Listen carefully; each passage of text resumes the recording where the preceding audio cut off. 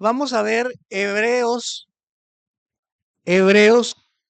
parte 11.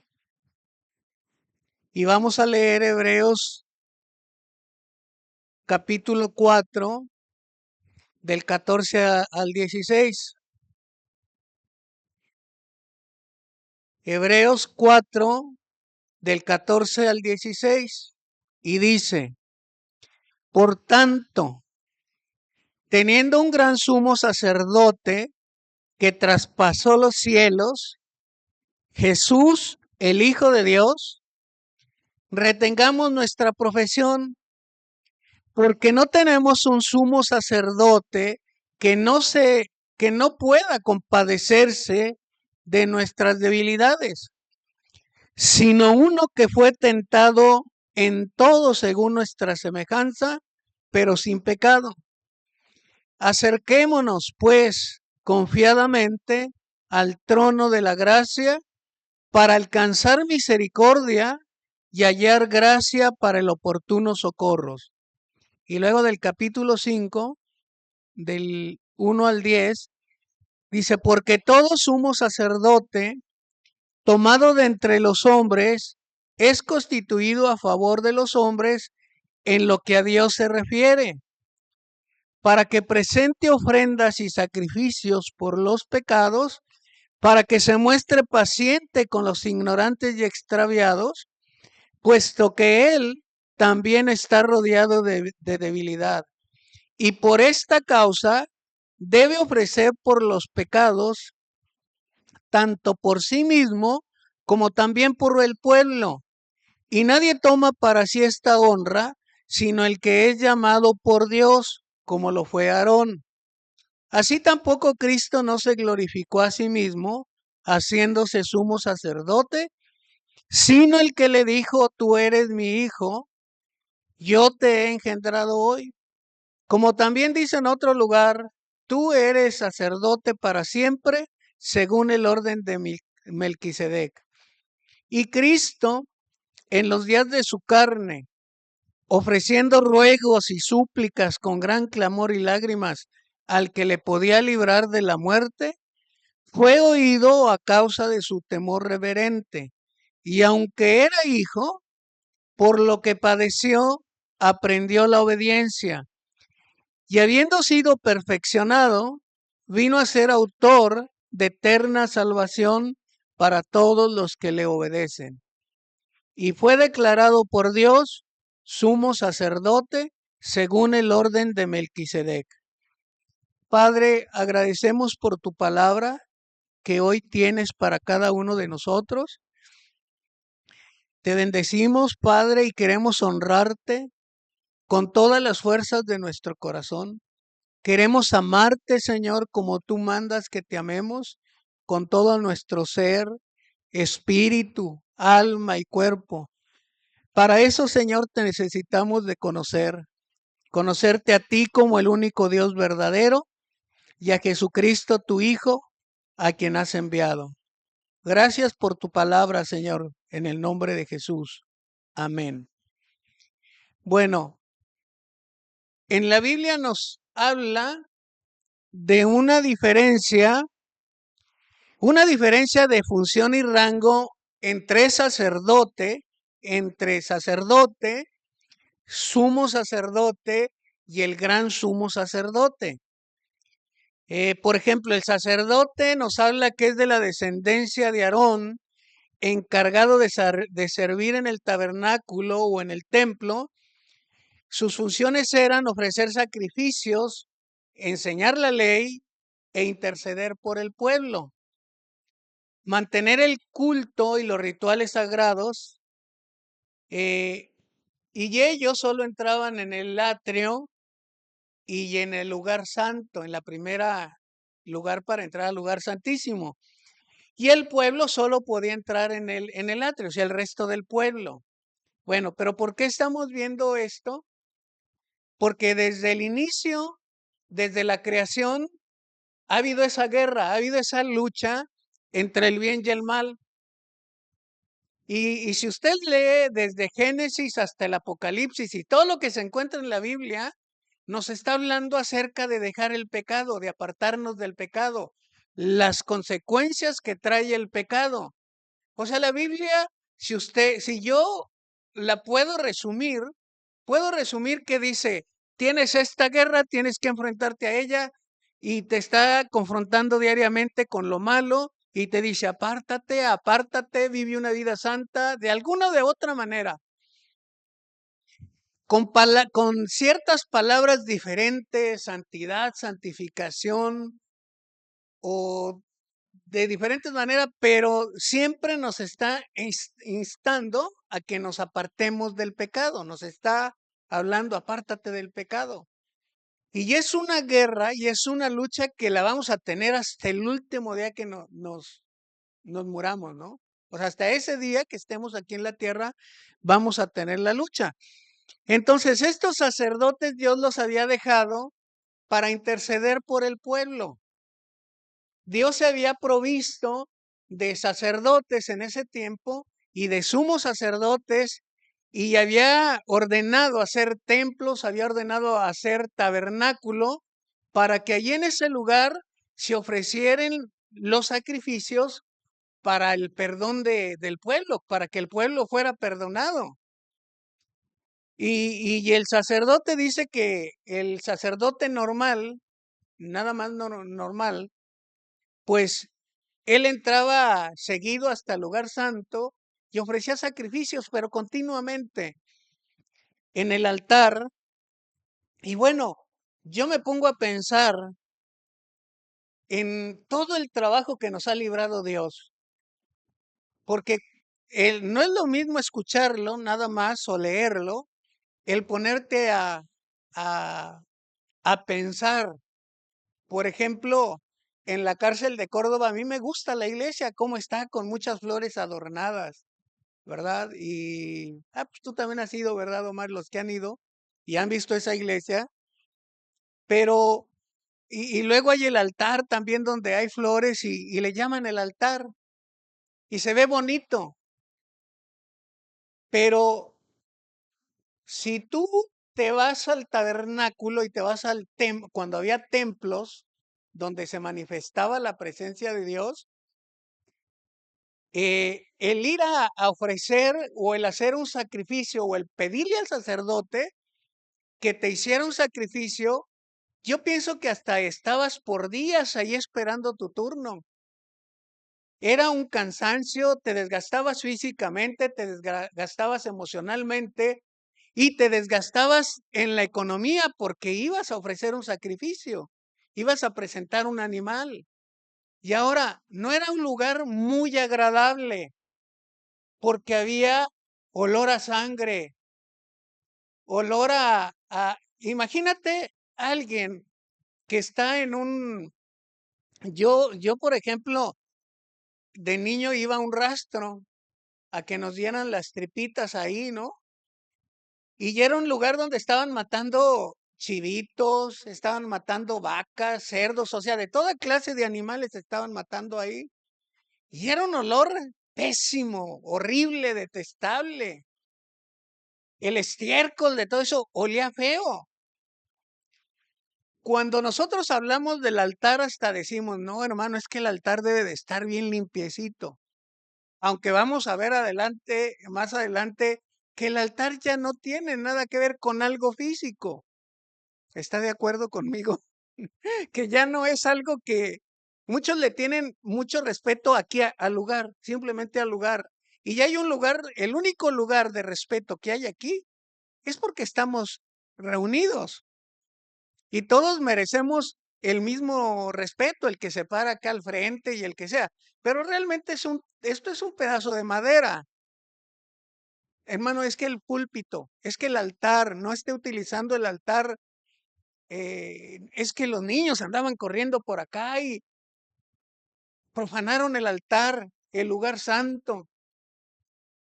Hay un testimonio de una señora, una esposa de un pastor, que dice que no dejaban a los niños subirse así allá a correr, nada, ¿no?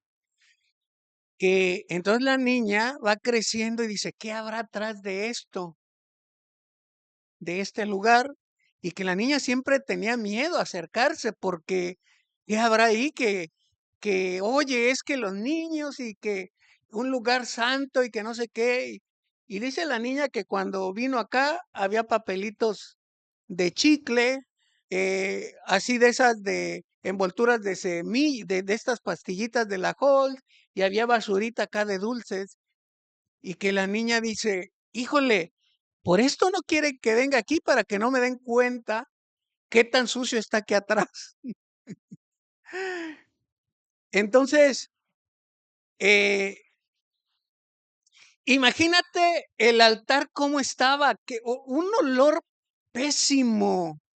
¿Te has dado cuenta? Nosotros que vamos al rastro, nos hemos dado cuenta cuando va un camión con cueros, así de esos de vacas y no sé qué que llevan ahí. Tú trabajaste en el rastro, ¿verdad?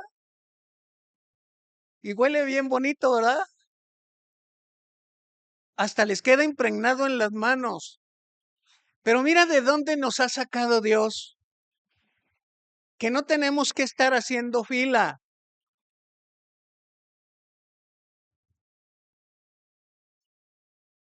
No tenemos que estar haciendo fila. El sacerdote, vimos la función del sacerdote. Ahora, del sumo sacerdote era como una persona de mayor rango de los sacerdotes. Era como que el jefe, le voy a poner así, de los sacerdotes. Y él lo que hacía era que solamente entraba una vez al año, el sumo sacerdote, pero él entraba hasta el lugar santísimo. O sea, ya donde de veras era donde la presencia de Dios se manifestaba ahí, porque Dios en su momento dijo ahí, así lo voy a hacer.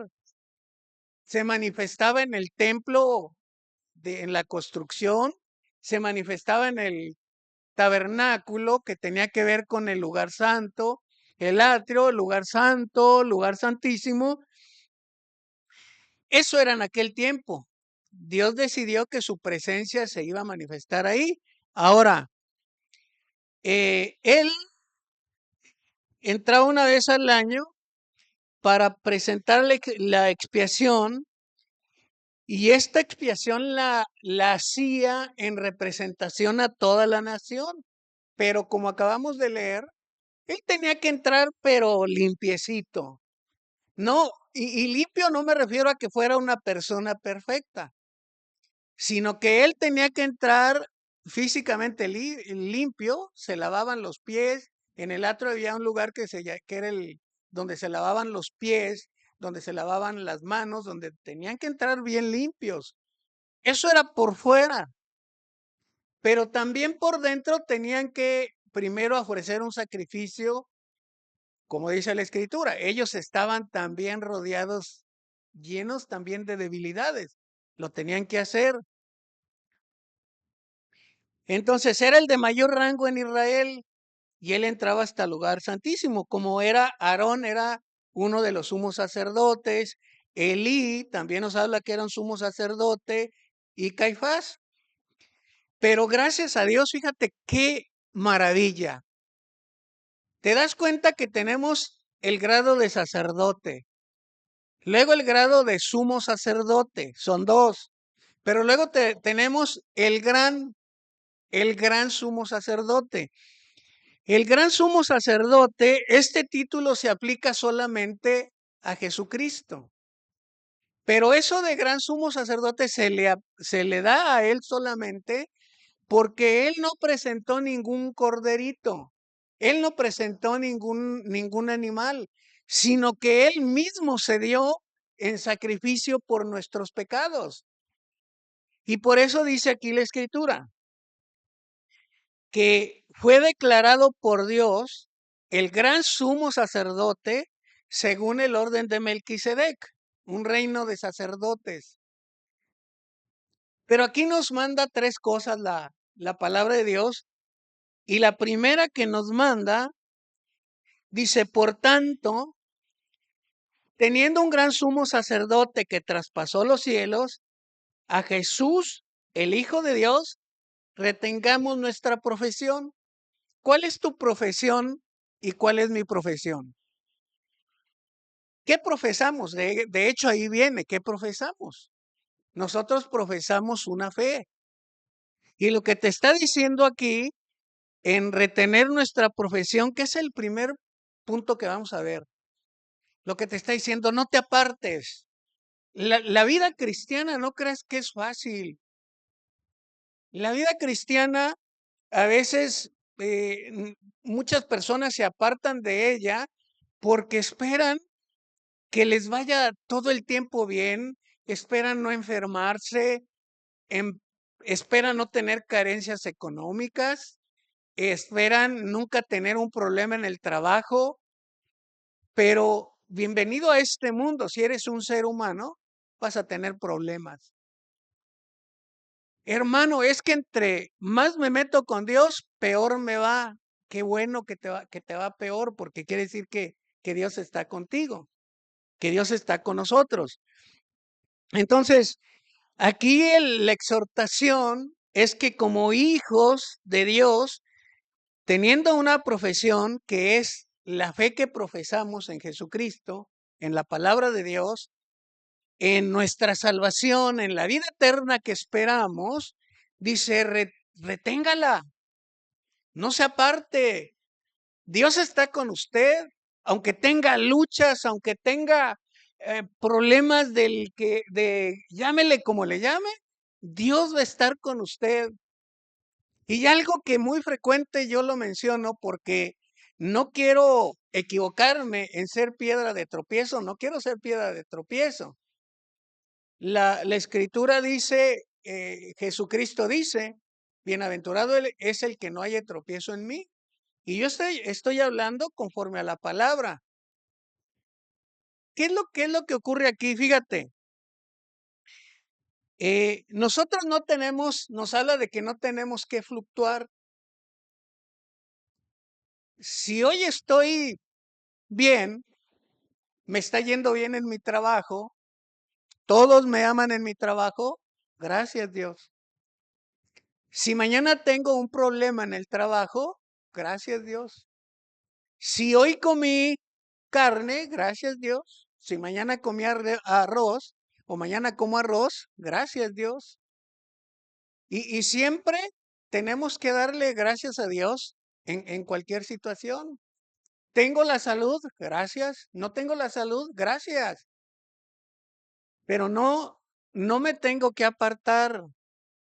No debemos apartarnos de la fe, no debemos de apartarnos de la palabra, incluso cuando un hermano de la iglesia no te cae bien, o una hermana, no nada más un hermano, ¿verdad? Cuando una hermana no te cae bien, ay, es que esta hermana no la soporto, pero por más que la veo, no la soporto. Pues échale ganitas porque si se van al cielo, la vas a ver por una eternidad allá. Y hermano, le hablo verdades. Si algo que tengo yo, hermano, es que el que me hace me la paga. Y yo soy bien orgullosa y soy bien orgulloso. Ni hablar. Pero no debemos de apartarnos. Fíjate, qué gran bendición. Yo leyendo Jueces, me doy cuenta de cómo tenemos un Dios tan misericordioso. Que ayer Johnny nos hablaba en Vargas de libre albedrío, de la libertad que tenemos de decidir. Pero en esa libertad que tenemos de decidir, o nos puede ir bien o nos puede ir mal. A todos, pastores, como sea, título que le quieras poner al cristiano. Cristiano medio, avanzado, bajo, o cristiano muy maduro, o cristiano inmaduro, pero tiene que pasar por situaciones difíciles. La escritura dice, por lo cual eres inexcusable, hombre, tú que juzgas. Pues en lo que juzgas a otro, pero dice algo importante, quien quiera que seas. Y cuando te dice quien quiera que seas, es que es para el mono que está acá enfrente hablando, para el que está allá, para el que tenga un ministerio, para el pobre, para el rico, no importa. Pues en lo que tú juzgas a otro, te condenas a ti mismo. A veces las decepciones en la iglesia tiene que ver, la mayoría de las veces, porque ya hay alguien que no te cae bien. Ya no voy, no me gusta. Bueno, yo diría, ¿qué clase de soldados somos?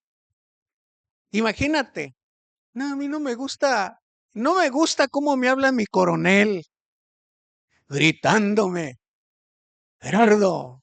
No era bueno y así siquiera que no me dijeran groserías, ¿verdad?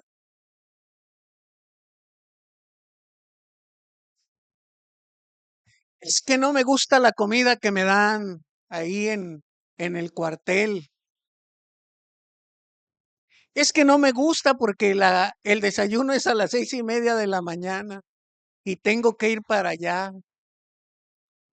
Yo quisiera que me trajeran la comida aquí. Soy un soldado. Que me la llevaran a la camita, mi juguito. Hasta había un video, ¿no? Así chusco, en donde va el coronel con un carrito y les da dando el juguito ahí a los soldados que están y así el soldado estirándose y el coronel va repartiéndoles el juguito, sus huevitos estrellados, ¿verdad?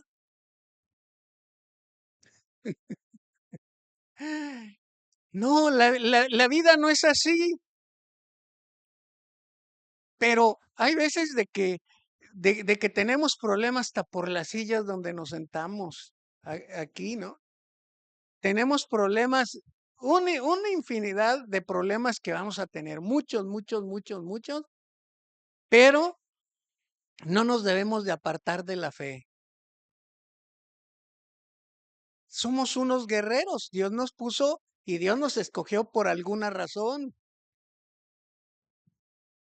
Y la misericordia de Dios que les habla ahí en Jueces, que nos habla, si usted lo lee, cómo Dios tiene misericordia y la paciencia para con sus hijos. Porque habla y dice, y los hijos de Israel volvieron a hacer lo malo. Y entonces Dios los entregó en manos de sus perseguidores, que le robaran ovejas, que le robaran sus bueyes, sus asnos, que le robaran el trigo, que les robaran la cebada, el vino, que le robaran los viñedos. Dios era lo que hacía. Y cuando ellos se veían en una situación difícil, entonces lo que hacían ellos clamaban a Dios. Y en todas las veces que clamaban a Dios, yo no vi una sola ocasión de que Dios dijera, no saben qué, ya me cansé de ustedes, ya me fastidié, ya me cansé de perdonarlos, ya me colmaron la paciencia, así como los padres con los hijos, ¿no? O cuando alguien, un hermano o alguien ya nos colma la paciencia, ya, ya estoy harto, ya estoy harta, ya me colmaste la paciencia. Aguante vara. No, o sea, ya me colmó la paciencia, lo voy a... Y Dios no es así. Qué maravilla que Dios no es así, que no es como nosotros. Dice, y Dios les daba reposo, les daba descanso. Y luego duraban un tiempo con ese descanso y como que otra vez, dice, volvían a caer en la idolatría, en la fornicación, en el adulterio. Y otra vez Dios, cuando hacían lo malo, otra vez Dios les dice, órale, pues ahí les da otra vez para que entiendan. Y otra vez les volvían a robar el trigo y ellos escondiéndose en cuevas porque tenían perseguidores. Y cuando se sentían otra vez así desfallecer, otra vez, Dios, ayúdame, quiero que me ayudes, mira lo que me está aconteciendo. Y luego Dios les mandaba un libertador. Les mandaba otro libertador, los volvía a liberar de la mano de sus enemigos y ellos estaban descansando. Pero cuando sentían otra vez que estaban en descanso, ya bien, otra vez volvían a pecar y otra vez. Era un círculo vicioso. Pero, ¿cuántos se identifican con esta actitud?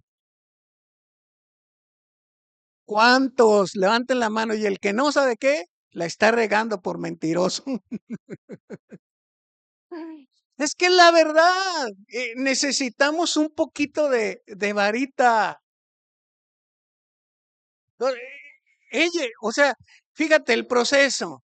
El hombre peca, ¿verdad? Como dice una niña, a ver qué es, tú pecas, él peca, nosotros pecamos, ¿y qué sigue? Le dice el niño, pues arrepentirnos. Entonces pecamos. Viene una consecuencia a causa del pecado. Luego, esa consecuencia que estamos viviendo, pues le pedimos a Dios, líbranos. Y Dios nos libra. Pero luego viene esa libertad y andas bien a gusto porque confesaste el pecado. Y dice la Escritura que Él es fiel y justo para perdonar nuestros pecados y limpiarnos de toda maldad. Y Él cumple porque no es hombre para mentir, ni tampoco es hijo de hombre para arrepentirse. Entonces Él cumple y te limpia de toda maldad y te sientes bien y bien tranquilo. Pero como que luego te pones a pensar ya de unos días, ¿no? O añitos o décadas. Como que me estoy portando muy bien. Como que necesito algo de acción. Bueno, pues vamos a pegarle al peligro, ¿no? Y otra vez volvemos a caer. Pero ¿qué crees? Él nos vuelve a perdonar. Y la cosa es que yo digo aquí, nos gusta sufrir, porque mira, yo les estaba hablando de dos tipos de pecado. Hay muchos, pero yo me refiero en general que hay pecados que no tienen repercusión mayor y me refiero a que no tienen un daño colateral. Cuando yo digo daño colateral, es cuando nuestra esposa no se da cuenta, ni cuando tu esposo, ni cuando tus hijos, ni cuando el pastor, ni cuando tu jefe de trabajo, ni cuando el tránsito, ni cuando el presidente, nadie se da cuenta. Es un pecado oculto que solamente tú lo sabes. Bueno, obviamente Dios también lo sabe. Ese es un daño colateral. Y de acuerdo al cristiano, mientras de que nadie lo cache, pues anda brincando, brinca, corre, salta. No le pasa nada. No hay consecuencia porque no lastimó, entre comillas, a nadie. Y es un daño que no tiene, es un daño que no es colateral. Pero este tipo de actitudes, de cuando no te sientes mal, pues es porque todavía no ha llegado el Espíritu Santo a redarguir ahí en esa área. Y yo me refiero a esa área de la integridad. Cuando ya el Espíritu Santo llegó a redarguirte en la integridad, o sea, en donde nadie te ve, en lo oculto, entonces también empiezas a sentirte mal. Y dice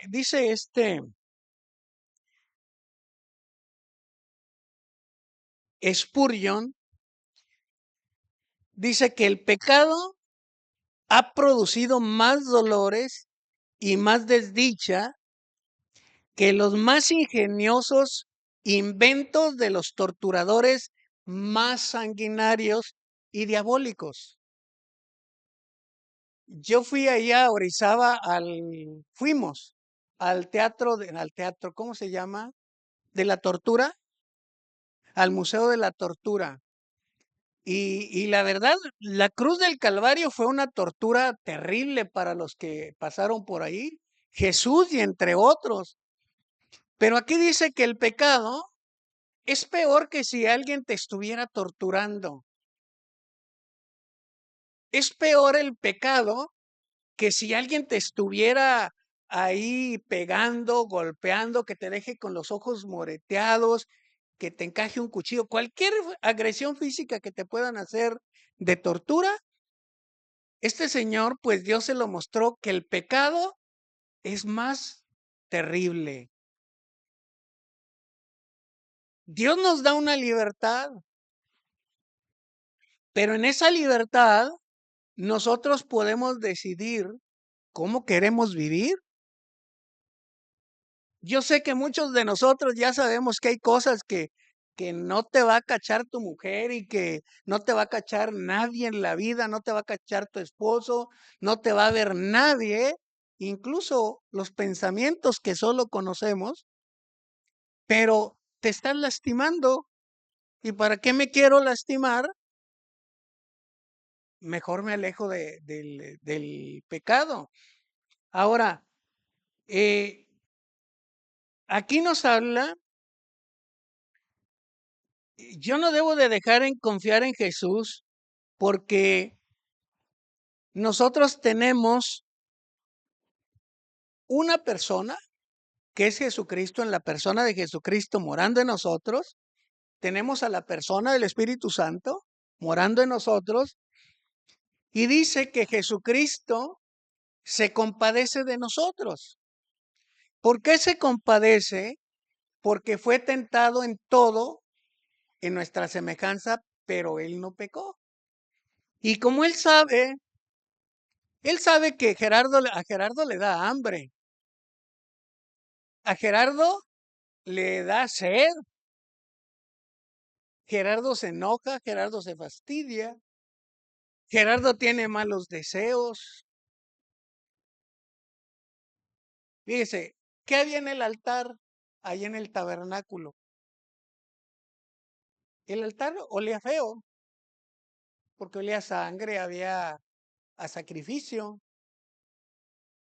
Ahora, ¿cuál es el altar de usted y mío? ¿Eh? El altar es nuestro corazón. Y el altar, la escritura lo describe como que es el lugar donde está la perversión del hombre.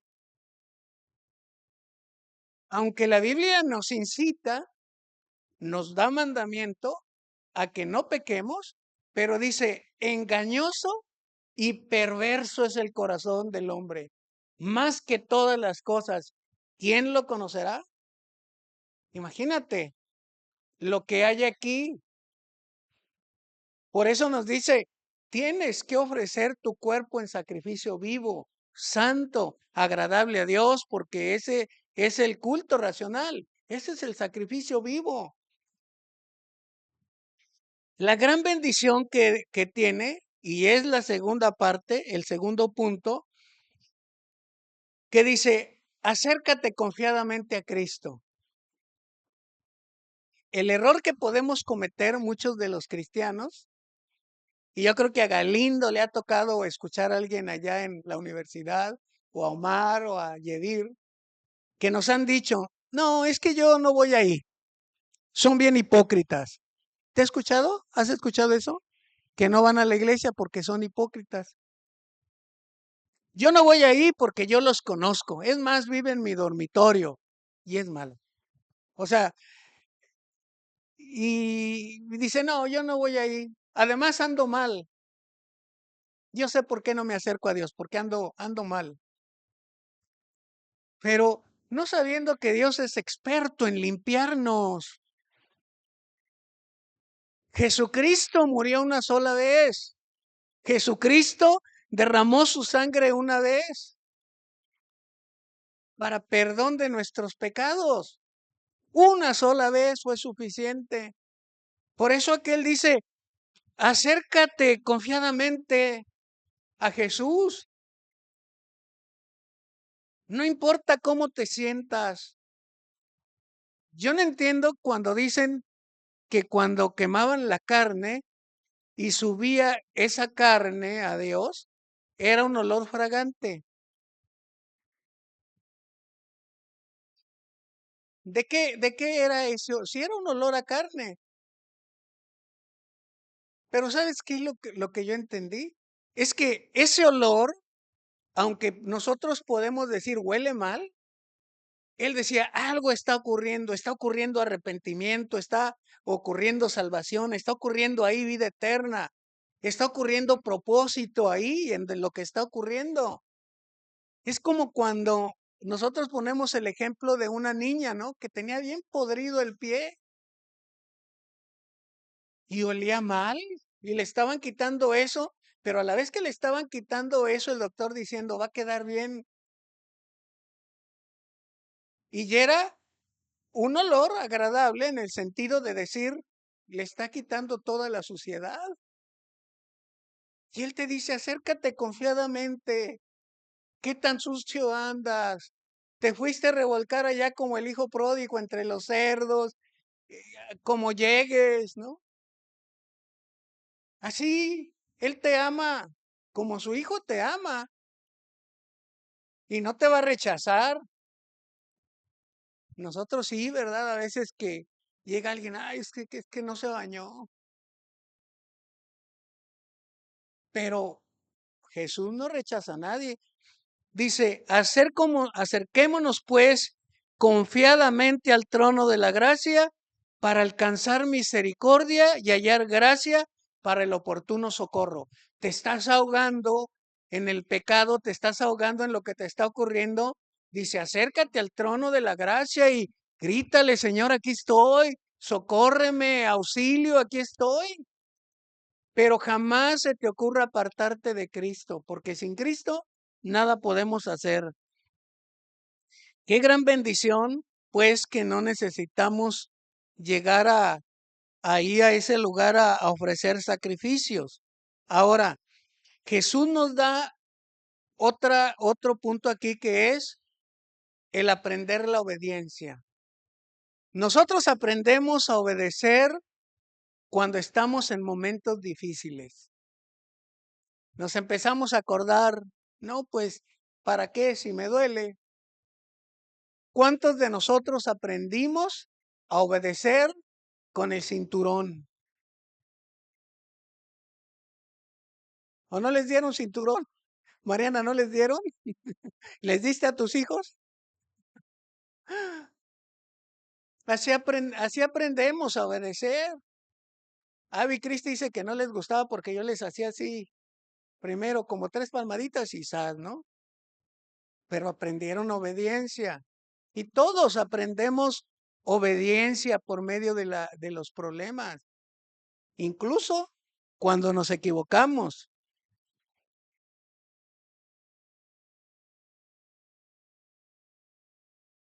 Dice un escritor también, bueno, ya se lo leí, ¿verdad? Que la tiranía del pecado ha producido más dolores y más desdicha que los más ingeniosos inventos de los torturadores más sanguinarios y diabólicos. Entonces, en el verso 8 del capítulo 5 de Hebreos, dice, y aunque era hijo por lo que padeció, aprendió la obediencia. La vida de Jesús aquí en la tierra fue igual que la de nosotros, carne. Tenía él sus papás. Y yo me imagino que a lo mejor a él también le daban ganas de jugar y luego lo ponían a trabajar. Aunque fue obediente, dice la escritura, obediente hasta la muerte y muerte de cruz, pues no fue fácil la vida de él porque fue rechazado desde el vientre de su madre y creció sin traumas, creció sin complejos y era un ser humano 100%, como nosotros. A veces nosotros decimos, no, bueno, es que tiene ciertos traumas o ciertos complejos porque su madre lo rechazó desde el vientre. Pero Jesús, lo que le ocurrió con José, fue rechazado, fue perseguido por los políticos de su época, porque pensaban que les iba a tirar el trono de aquí de la tierra. Lo trajeron huyendo de arriba para abajo para que no fuera capturado. Entonces, por lo que padeció, aprendió la obediencia. Entonces, él humanamente fue tentado y su padecimiento fue un entrenamiento para la obediencia. El padecimiento para nosotros es un entrenamiento para poder obedecer. El padecimiento.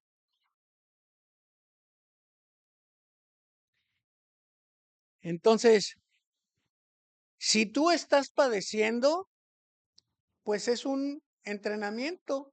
Lo que tenemos que ver nosotros y analizar es, bueno, ¿por qué llega este padecimiento? ¿Qué quiere Dios que haga? Porque digo, ay, no, pues me quedé sin dinero y me empiezo a analizar, es que gasté en esto otro, gasté en esto otro, pues ¿qué es lo que debo de ver? Pues no gastar en cosas que no necesito gastar. Y ya sí, ¿verdad? Pero es la vida, es práctica. Todo esto que nosotros vemos de los sacerdotes, de lo que estamos viendo de acercarnos a Jesús, simplemente y para terminar, tiene una conclusión: apartarnos del pecado. Ya no tenemos que hacer lo que hemos visto, no tenemos humanamente nadie que tenga que intervenir por nosotros, ninguna persona, ¿verdad? Nadie que tenga que intervenir, o sea, nadie que tenga que interceder por nosotros, sino solamente el gran sumo sacerdote, que es nuestro Señor Jesucristo. Nada más Él. Entonces, y lo que nos puede llegar, que nos va a llegar toda la vida, es para que aprendamos la obediencia. Entonces, yo te recomiendo también por ahí que te des cuenta de esto. Es otro comentario de otro pastor del siglo XVIII que dice: no tengo temor, fíjese, no tengo temor porque sé que todos los errores y faltas que cometo a diario serán limpiadas en su gracia mediante esta preciosa sangre. No debe de tener miedo, simplemente acerquémonos a Jesús. El temor, al igual que Jesucristo, debe ser reverente. Yo le estoy hablando la verdad, pero también le estoy hablando que nosotros elegimos cómo vivir. Si nos alimentamos mal, como yo suelo en ocasiones, voy a padecerla. Yo ya sé que cualquier cosita de picante me va a afectar, algo irritante me afecta. Y digo, por un momentito que disfruté esto, al rato voy a estar, o por comer cosas secas, ¿no? Ayer estaba comiendo unas cositas de esas nachos, no sé cómo se llaman, y secos, y también las basuritas me empiezan a dar, y digo, ¿para qué? Pero ¿sabe qué? Así como le digo que tiene la salvación y no la pierde, y que a diario Jesús lo va a limpiar, pues sí, nos limpia, pero ¿cómo queremos vivir? Esa es la clave, ¿verdad? Allá en Jueces pudieron haber tenido larga vida de bien, pero a veces pasaban hasta 40 años siendo oprimidos, o sea, fueron generaciones a causa del pecado. Pues nosotros, Dios nos perdona, pero ¿quiere sufrir acá en su conciencia? Dice el apóstol Pedro, no se trata solamente por la consecuencia, por lo que estés viendo, sino por la conciencia. Y no hay dolor más terrible que a veces el que te lleva a tener una mala conciencia. Por eso nos manda estar limpios de conciencia. Vamos a orar y pues si tienes alguna necesidad y quieres que oremos por ti, vamos a orar algo. Yo creo que todos tenemos necesidades físicas, espirituales, emocionales, económicas, de cualquier necesidad. Y vamos a orar que Dios obre en nuestras vidas. Padre, te damos las gracias por cada favor recibido. Te damos las gracias, Padre Santo, porque yo sé que tú nos has hablado, Señor, a nuestras vidas y a nuestros corazones, a todos los que estamos presentes, Dios, y a los que no han venido o que nos vieron también por las redes, Señor. Yo te ruego que hagas una obra en la vida y en el corazón de cada uno de nosotros, Padre, Perdónanos todas aquellos pecados o faltas que nos son ocultas, que no nos han sido reveladas, Señor, pero ayúdanos a ponernos en la brecha, a ser diligentes y a querer glorificarte a través de la obediencia, viviendo vidas santas, viviendo vidas que te glorifiquen, viviendo vidas que estén contigo, Padre. Gracias. Oramos por todos aquellos que se encuentran delicados de salud, con alguna enfermedad, alguna dolencia. Padre, para que tú les proveas de sanidad. Oramos también para todos aquellos que tienen de alguna manera situaciones de escasez, para que tú suplas toda necesidad en sus hogares, en sus familias, Padre, y por todos aquellos que están luchando con situaciones emocionales, Padre, te ruego que te manifiestes tú, Padre, en la vida de cada uno de nosotros. Te lo pedimos en el nombre de Cristo Jesús. Amén.